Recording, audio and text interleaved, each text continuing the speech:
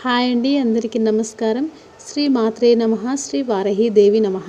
సంపద కోసం వారాహి అమ్మ మంత్రం వివరించబోతున్నాను. మీకు సంపద ఎక్కువగా ఉండాలన్నా, ధనప్రాప్తి ఎక్కువగా లభించాలన్నా ఈ మంత్రం చాలా ఉపయోగపడుతుందండి. మీరు తప్పకుండా జపించండి. 108 సార్లు జపిస్తే సరిపోతుంది, లేదంటే 3 సార్లు జపించినా సరిపోతుంది. రాక్షసరాజు హిరణ్యకశుడిని వధించిన తరువాత నరసింహస్వామిని శాసింపజేయడానికి దేవత అయిన వారాహి అమ్మను సృష్టించారు. దేవి స్వామిని ఒడిలో కూర్చోబెట్టి ఊరుకుంది. ఆ తర్వాత వారు స్వర్గానికి తిరిగి వచ్చారు. వారాహిదేవి నృసింహుడిని శాంతింపజేసినట్లే నిజమైన భక్తితో తనను పూజించే వారిని శాంతపరుస్తుంది. వారాహి అమ్మ రూపం భయంకరంగా ఉండవచ్చు, కానీ ఆమె హృదయం నుండి వచ్చిన బిడ్డ.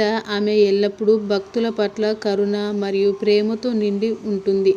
స్వచ్ఛమైన భక్తితో మరియు హృదయంతో అడిగితే ఆమె తన భక్తిని ప్రతి కోరికను తీరుస్తుంది.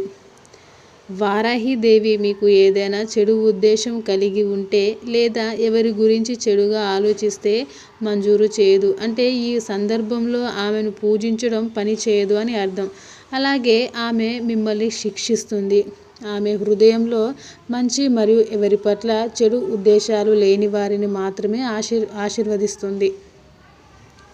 వారాహిదేవిని మంత్రం పఠించడం ద్వారా ఎలా పూజించవచ్చో ఈ వీడియో మీకు తెలియజేస్తుంది. ఈ మంత్రం మీ మార్గం నుండి అన్ని అడ్డంకులను తొలగిస్తుంది మరియు మీకు సకల శ్రేయస్సు మరియు సంపదను అనుగ్రహిస్తుంది. వారాహిదేవిని ఇంట్లో ఈమె ఫోటో మరియు ఈమె హృదయంలో భక్తితో పూజించవచ్చు. అయితే ఆమె కోసం ఒక చిన్న స్థలాన్ని అలంకరించవచ్చు మరియు ఆమె ఫోటోను ఉంచకపోవచ్చు. మీరు అరళి పువ్వుల అలంకరణను కలిగి ఉండవచ్చు. ఆపై మీరు దీపం వెలిగించి ఈ స్థలం ముందు కూర్చోవచ్చు. మీకు పువ్వులు లేకపోయినా పర్వాలేదు, దృశ్యమానం కూడా బాగా పనిచేస్తుంది. మీరు ఇసుకతో చేసిన అగల్ విలకు అనే దీపాన్ని తీసుకోవచ్చు. చతురస్రాకారంలో చిన్న ముదురు నీలం రంగు గుడ్డను తీసుకొని దానిలో కొంత తెల్లని ఆవాలు వేసి ముడివేయండి. అప్పుడు మీరు ఈ ఆవాల ముడి గుడ్డను దీపంలో ఉంచాలి.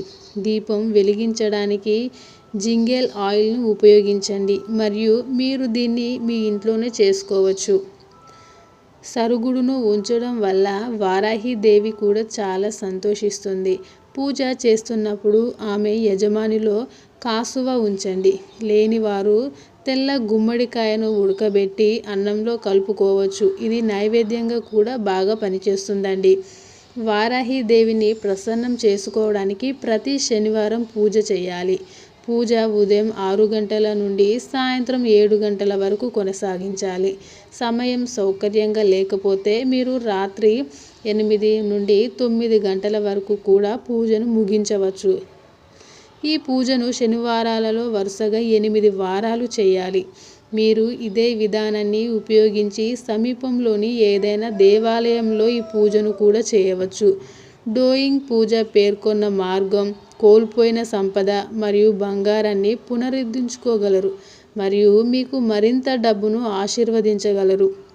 పూజ మీ జీవితానికి మరింత సానుకూల ప్రకంపనలను ఆకర్షిస్తుంది. మీరు పుష్కలమైన అవకాశాలతో ఆశీర్వదించబడతారు. ఎవరైనా శత్రువులు మిమ్మల్ని వేధిస్తే పూజ కూడా మిమ్మల్ని తొలగిస్తుంది.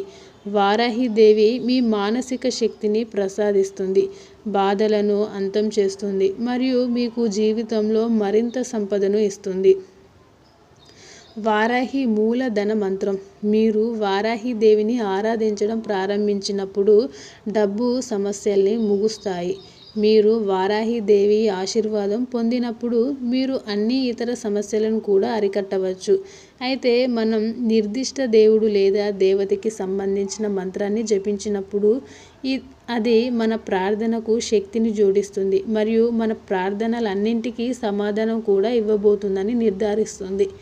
మూల మంత్రం ఉత్తమ మార్గంలో పనిచేస్తుంది. మీరు పూజించే దేవుడు లేదా దేవత మంత్రాన్ని జపించాలి.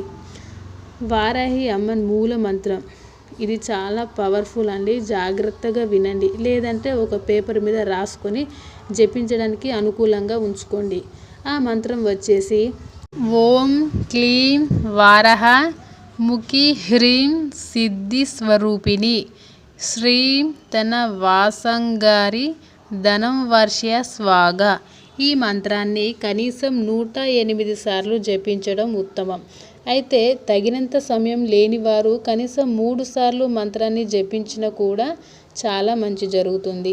వారాహి దేవిని పూజించేటప్పుడు లేదా ఆమె ఆలయాన్ని సందర్శించేటప్పుడు మంత్రాన్ని జపించడం చాలా ఉపయోగకరం, చాలా ఉత్తమం.